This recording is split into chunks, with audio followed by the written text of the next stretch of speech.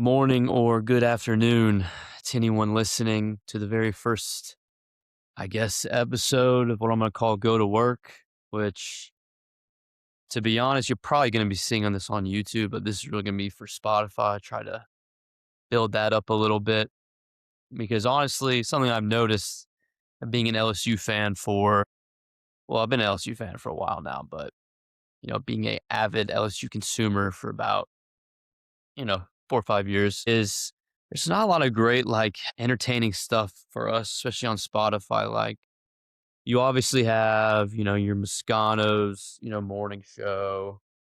You got AFR, like all the radio shit. And then you've got, I think like Glenn West has something here. Obviously, Rufino does his thing. But I don't know. For me, one, all their shows are like long as shit. I like to get in the car. I like to be able to listen to something start to finish. So it really bothers me when like I don't know some of these shows are like an hour and a half. Nothing against it, like I still listen to all of them, but especially when I'm in a car and like they all kind of do the same thing in my opinion. Most of them like they're just like like this person's sign, watch out for this. I don't know. I don't find it super entertaining. I think they all kind of do the same thing. Not a shot at anybody. Like I all listen to them because like, let's face it, they have the inside information. Like I know the whole fan base pretty much has a love hate relationship with all, a Matt Moscano, a Scarborough, even Rufino. People have a lot of different opinions, but like these are the guys that, have the inside info. So we have to listen to them. I don't have any inside info, but here's what I can do that none of them else can is I can actually speak the truth of what we're all thinking. So this has always been like my number one problem with it's not even LSU people because I get where they're all coming from and why they can't do what I'm about to get into saying, but like they all are in Louisiana, right? They're all like basically on the beat, like Rufino included. They're going to press conferences. They have a relationship with their sources are all, the agents and people inside the building. Like, how do you think they get all this information? It's obviously from majority of it inside the building or people heavily associated with LSU. So it's not like they can come out like last year, for example. No one was really beating the fire Brian Kelly drum after the Vanderbilt game, which is like why I started to make videos because it made literally no fucking sense to me. Because they can't just go out and say what they actually think. Like I can be saying all year, man, we paid Nick Anderson over $1 million and he's fucking doing absolutely god shit nothing. Like, they can't go out and say they're gonna like lose their press contract. It's gonna piss all their source stuff. And like I get it, they can't do that. Like, I can. Like I'm sitting here in Dallas. I don't give a fuck about credentials or anything like that. I think someone has to like speak their mind what they actually think. And 10 years ago, I'm not going to be a guy shitting on the players because one, I'd be like 15 years old, but two, there was a point in time when these guys were really just student athletes. Now they're not even semi pro, they're pro players.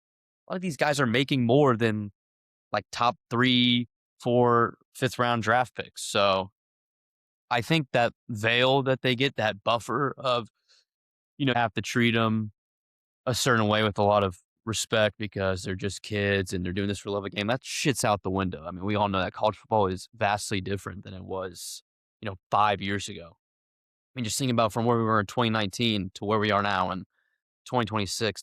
I mean, just imagine telling us in 2019 that OU and Texas are going to join the SEC and that Washington, UCLA, USC, and Oregon are joining the Big Ten. You've been like, shut the fuck up. Like, that doesn't even make any sense. I mean, it still doesn't, but it's the world we live in. So, that's always been something that bothered me is that I feel like a lot of these people that cover the team, they can't really say, I think what they want to say. Like, like I said, I'm a big fan of all these guys, like, the Bengal Tiger podcast, like Shay and those guys. Like, I'd listen to their stuff before all the games during the week, leading up to Saturday. And, as the year goes on and the offense fucking sucks. And I'm just like, hey, you know, why don't we say Joe Sloan fucking sucks? Why can't we say Brad Davis sucks? But it's like they all have a relationship with him to a certain extent, and then they just can't come out and be like, he fucking sucks. Like on three, they have that whole thing behind them, so they have a certain standard to uphold. With that brand, I don't have a fucking brand. It's just the Purple Mafia. Like, I can come out and say what I want to say. So that's kind of the impetus for why I want to do this. I want to keep these relatively short. I don't even know how many of these I'll be able to do a week, maybe one or two, but keep it 20, 30 minutes. That way, going and coming from work, that's my commute's like 30, 40 minutes. So something you can wrap up here pretty quickly, give you an idea of what happened today, what to look for tomorrow. So yeah, straight into obviously the big news of the day was Hassan Longstreet signing with LSU. We shoved Tennessee into a locker, which I'm going to get to some Tennessee reporters I'm having some beef with on TikTok at the very end. But what a job by Kiffin and staff to not only get Levitt, number one player in the portal, not only to get Clark, the kid from Elon, who just they just put out a Carter Bryant just put out a great interview with his quarterback coach to have you super fired up about that kid wanting to compete for the job. He's a guy with a lot of potential. Now you bring in Hassan Longstreet, who was a former 5-star. Last week I was literally tweeting out like I'm getting very concerned about the quarterback room because it was after all the Damon Williams stuff, and it looked like Levitt was at Tennessee. This was pre Kiffin straight up flying to Knoxville and stealing him. But I was very concerned, and a week later here we are, and I think we have the best, deepest QB room in the country. It's just crazy how we pulled that off. But that's why we went through all the shit to get Lane Kiffin. We're finally reaping the rewards. And I used to say this on some of the first videos I ever made on TikTok after the A&M game. I think I said we need to fire Brian Kelly, do not care about the money so that we can finally reap the rewards of actually having a good football coach. And we did that. And then we went through all the shit for Kiffin. And now here we are. We're by far the number one team in the portal, which I think is something we all predict, but it still feels great to see a lot of Ole Miss fans, all the casual college football fans that just hate LSU and hate Lane Kiffin. They're starting to pipe down. So it's good vibes around LSU right now. And like I said, Longstreet was an interesting one, right? He was at USC. Mayava, their quarterback, comes back, which wasn't a surprise at all. And then he enters the portal. I guess the prevailing thought when he entered was, this guy's going to be looking for a new job where he can actually play. It ends up coming down to LSU, Oregon, and Tennessee. Now, what's interesting is that Oregon and LSU could only offer like what I call the Michael Van Buren plan. Like, we'll come give you an absolute bag, which sorry for another time. I'm not a big fan of what happened with him this season, but we'll give you an absolute bag to be the guy for the future. And basically you just come in, develop, and do nothing for the first year. So, when we kind of got Levitt over Tennessee, it was like, well, it kind of seems like Longstreet would go to Tennessee because, they actually need a quarterback. I think Joey Aguilar's waiver is just as much in the air as Trinidad Chambliss is. So you can't feel great about that. I don't think he's going to get that waiver from what I understand. And basically going to have to be rolling in with like George McIntyre, their quarterback next year. He was like $150. So I don't know how great that's going to work out. And then at the end of the day, Longstreet ends up still choosing LSU. So we got that news today. Kind of been trending that way. Some accounts have been saying it for like the last 12 hours before it actually popped off. And look, it's huge. It's huge for a number of reasons. One, just to get that 5-star talent in the building block for a few years down the road. Two, especially with Levitt not being able to do spring ball, it's going to be super nice to have not even Longstreet, but is it Landon Clark? Yeah. The Elon kid also being able to be there for spring ball and actually having like very competent quarterback plays. I don't want to drag on Michael Van Buren, but for everyone that followed the fall really closely in fall camp, like he really struggled. Like were videos of him. They're just running the second team offense on air and he's still missing receivers. And that was kind of what you heard from everyone that went to practice is that, he was not looking good. He didn't really develop throughout the fall. So I don't think you're going to have that problem anymore. I don't think you would have had that problem anyway, just because Kiffin and Weiss are such good quarterback whisperers. But now that's something you don't really have to worry about. So that kind of sums up that. It puts us in a great spot in the QB room. And then the other news today, which some people said it wasn't surprising to them, it was shocking to me. I don't know, maybe not shocking, but it was very surprising to me, is that Nick Anderson entered the portal. So leaving Philip Wright is the only receiver left from the Cortez Hankton era, which that dissolved pretty quickly. But I was surprised. All the Twitter gurus weren't. They said they were expecting this. I mean, I was expecting it at one point in time, but we're sitting here, almost 2 weeks in the portal. Like, seems a little late to jump into it. Yeah, I don't get it. Nick Anderson's kind of been on my hit list all year from my couch. I mean, we paid this guy a lot of money. a lot of money this year. I mean, like a lot of other people, but we paid him. I would like to break down what he got per catch. It had to be like 100 grand he got per catch at LSU.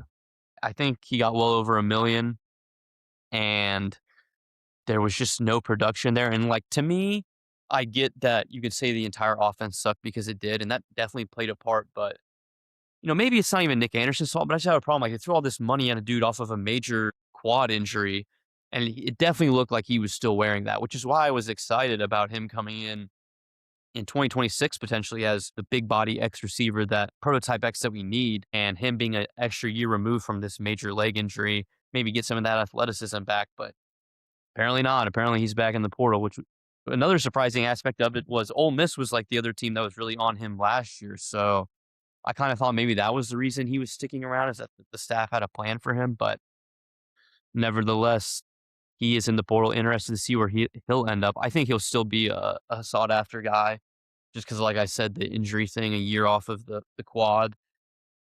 He had great film his freshman year at OU, but I think he's just very injury prone. Like even last year, he hurt his knee. Again, I can't remember against who later in the year, but I remember it looked bad, and I was surprised that he came back. But let me look up his stats this year. Let's see. Oh, it's gonna be disappointing. My fucking god. 12 receptions for 106 yards and 2 touchdowns. And his whole thing was he was a deep threat yak guy, but his longest catch of the year was 21 yards. Ooh, that's insane. What is 12 divided by a million? Bear with me here, but let's do the math on what this feller got paid. Oh my god, million divided by 12. I'm an idiot. Oh my god. Am I reading this right? He made almost 84 grand a catch at LSU. Shit, give me that job. Give me that job. Yeah, that's something, but it does leave another hole at receiver. Like I know everyone likes to bitch and moan, at least for a while there before the Levitt news popped. That like, oh, all we get is receivers. Like, shut the fuck up. We lost literally every single one, and we also led the SEC in drops, by the way. So I don't know why we're complaining about that so much. So, but I think now might need to go get another like big body X receiver. Like we got Roman Mothershed, who I'm super high on. He's a freak. Moscano said he had a scout tell him he thinks he's a future NFL player. And if anyone hasn't seen his highlights, go to I put it on my page, but if you go to his Twitter, he's got like some cut ups of practice that are like at Troy, they're just actually ridiculous. So I'm high on him, but like a lot of these other receivers that we've brought in, a lot more developmental pieces, like especially I would think he is the kid from Old Dominion, and there's some others. So I still think maybe you gotta still go out and get a big body X like jump ball receiver, which I feel like we haven't had in a while. So it'll be interesting. I'm also interested to see like how some of these other receivers that transfer out do, especially guys like Teron Francis, who I think we're all super high on. That look, Frank Wilson lied to us, told us he was going to play him, and then proceeded to never play him. So he landed at West Virginia, which I like. You see, West Virginia took 75 transfers so far, and that's insane. I hope he gets some run there, but I imagine he will. He had to be a decent get for them. And then Bill Yacht, who another guy I think we're all high on that was just buried on the depth chart. Who, I mean, let's remember this guy was tearing up the Under Armour All American game his year in high school. He landed at JMU with Sunbelt Billy, so I'm interested to see how those two do specifically. And at this point, I'm just hopeful for Philip Wright. I mean, him and Francis were two of the young receivers that I know some of the people that got to go to fall practice this past season were super high on, but he's the one holdout from the Hankton era.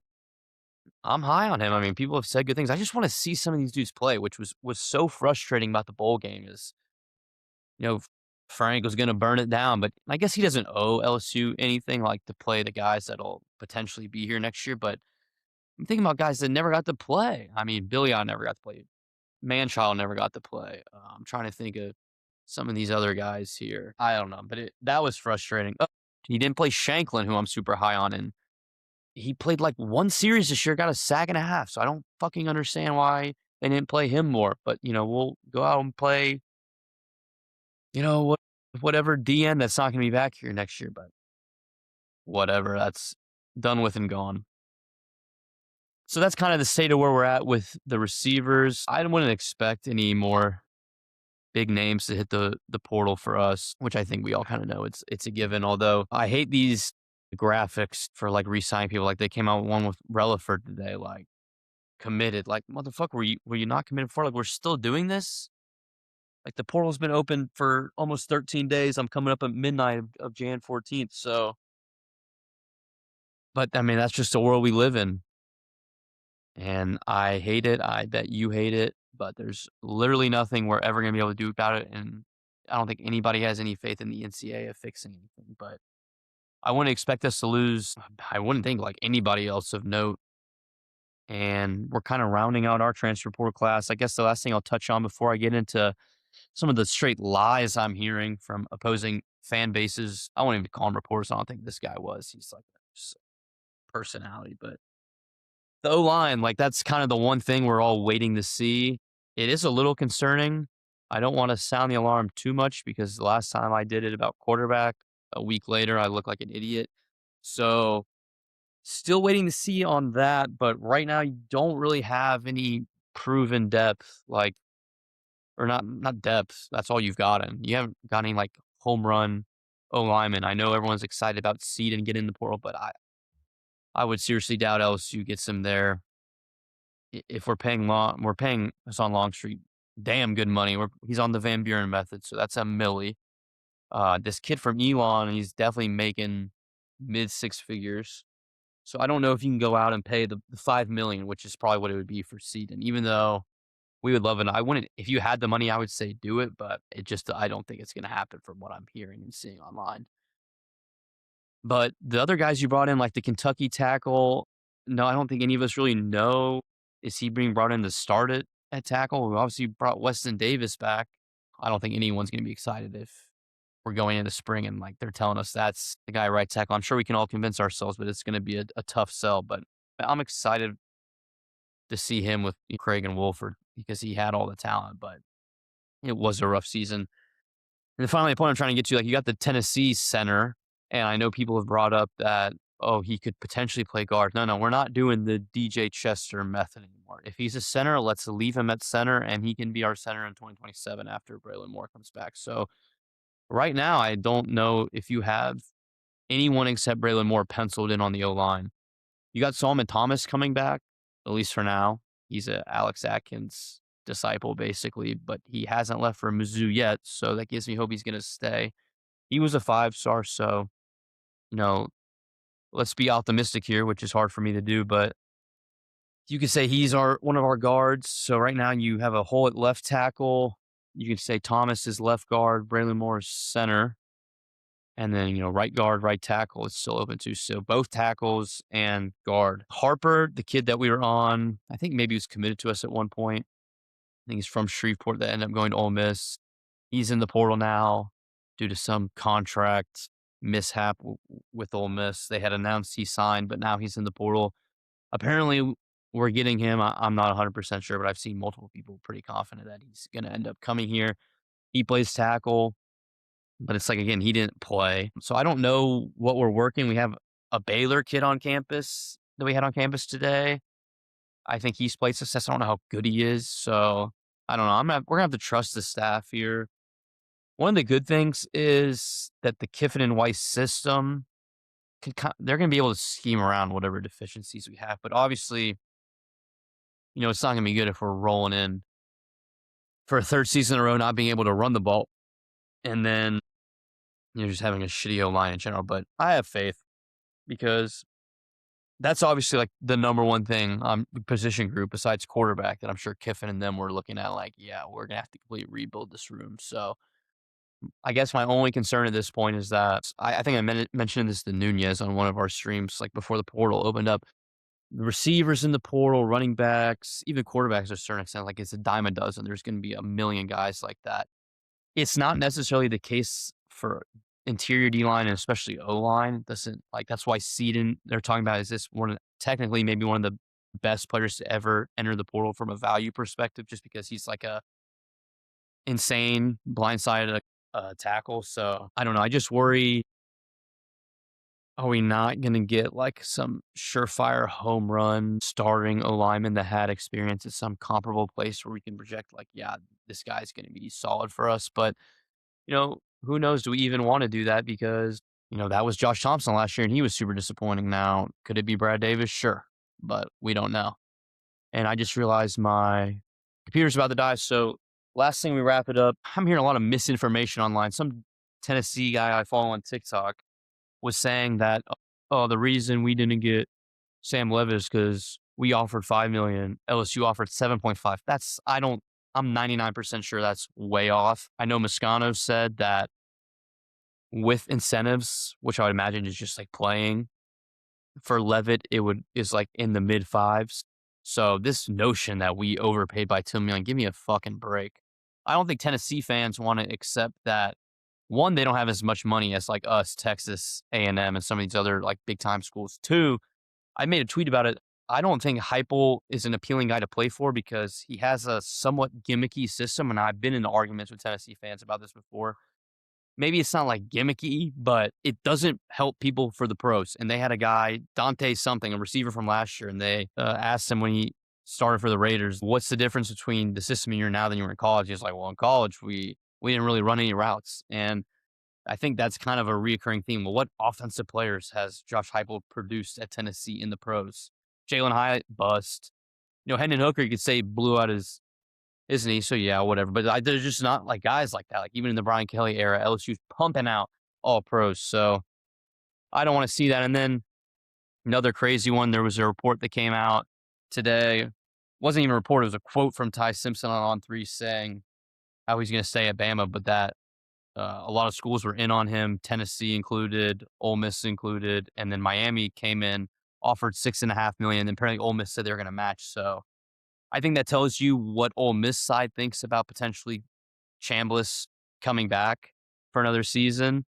Doesn't seem like it sounds good for him because why would they be throwing $6.5 million at Ty Simpson and they're hosting DJ Lagway on visits if they think Chambliss is going to come back? Because I don't think this Chambliss thing, even say he gets the waiver, okay, it's not going to be in the next month, I don't think. So we're just going to have a world where you were paying Ty Simpson, $6.5 million and you had Chambliss coming back? Because it's not like now with the new rules with one portal, you can't just hop back in the portal for the spring. So I think that tells you a lot what you want to need to know there. And then some Ole Miss people were trying to say that that report reeked of Lane Kiffin. Like what? It was a really direct quote from Ty Simpson. So stay on your P's and Q's. Don't believe everything you hear, Tiger fans. But I'm gonna get out of here. Have a good day at work, everyone. So hope everyone enjoyed, and I'll catch you next time.